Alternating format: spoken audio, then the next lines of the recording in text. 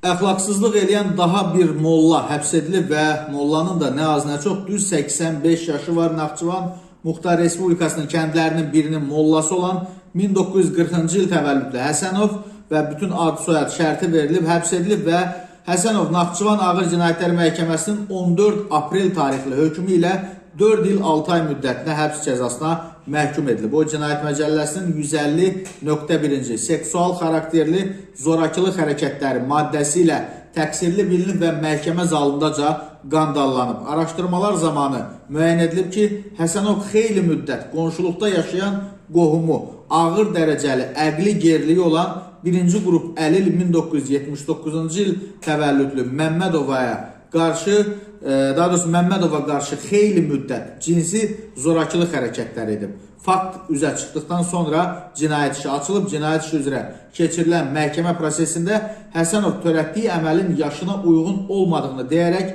üzr istəyib və bağışlanmasını xahiş edib. Qeyd edək ki, bu ilin yanvarında da Naxçıvanda oxşar əməlləri törədən digər bir mollaya hökm oxunmuşdu.